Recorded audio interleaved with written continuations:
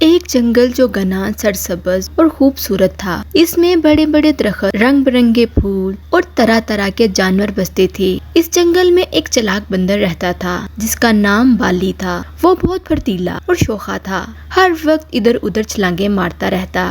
اس جنگل کے ایک کونے میں ایک چھوٹا سا چوہا بھی رہتا تھا۔ چوہا نہایت سادہ، محنتی مگر تھوڑا ڈرپوک تھا۔ بندر بالی اکثر اس کا مذاق اڑایا کرتا، اسے کہتا، اے چھوٹے کانوں والے، تم تو اتنے کمزور ہو کہ ہوا سے ہی اڑ جاؤ۔ چوہا شرما کر چپ جاتا، لیکن دل ہی دل میں کہتا، کبھی وقت آئے گا جب بندر کو میری قدر ہوگی۔ ایک دن جنگل میں عجیب سا شور اٹھا، سب جانور گھبرا گئے۔ ایک شکاری جنگل میں آ چکا تھا، اس کے ساتھ جال، بندوق اور کتے بھی تھے۔ جانور ادھر ادھر چھپنے لگے۔ بندر بالی درخت پر چڑھ گیا اور کہنے لگا، میں تو محفوظ ہوں، شکاری مجھے نہیں پکڑ سکتا۔ لیکن وہ یہ نہیں جانتا تھا کہ شکاری نے درختوں پر بھی جال بچھا رکھا تھا۔ بالی ایک شاخ سے دوسری شاخ پر چھلانگ مار رہا تھا کہ اچانک ایک جال میں پھنس گیا۔ اس کے ہاتھ اور پیر جال کے اندر الجھ گئے۔ وہ جتنا نکلنے کی کوشش کرتا تھا اتنا ہی جال سخت ہو جاتا، پھر کہتا، بچاؤ بچاؤ۔ وہ زور زور سے چلانے لگا، لیکن جنگل میں سب جانور خوف زدہ تھے، کوئی مدد کو نہ آیا۔ تبھی چوہا جو قریبی جھاڑی میں چھپا ہوا تھا بالی کی آواز سن کر دوڑتا ہوا آیا۔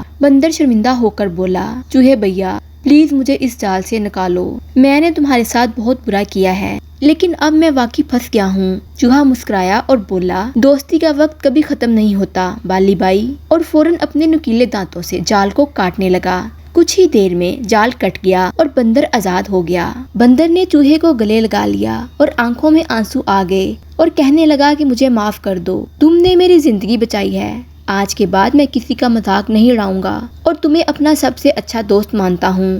چوہا خوش ہو کر بولا، اصل دوستی مشکل وقت میں پہچانی جاتی ہے بالی۔ اس دن کے بعد جنگل میں بالی اور چوہا ہر وقت ساتھ رہتے۔ بندر اب نہ صرف ہوشیار بلکہ سمجھدار بھی ہو گیا تھا۔ وہ سب جانوروں کی عزت کرتا اور چوہے کی بہادری کی کہانیاں سناتا۔ چوہا بھی اب مزید خود اعتماد ہو چکا تھا۔ کہتے ہیں کہ جب بھی جنگل میں کسی کو مشکل پیش آتی، بالی اور چوہا سب سے پہلے اس کی مدد کے لیے پہنچ جاتے۔ ان کی دوستی پورے جنگل کے لیے مثال بن گئی تھی۔ ہر کوئی ان کی دوستی کی مثالیں دیتا تھا، اور حقیقت میں دوستی ہونی بھی ایسی چاہیے، جب ایک بندہ مشکل میں ہو دوسرا اس کی مدد کے لیے فوراً پہنچ جائے۔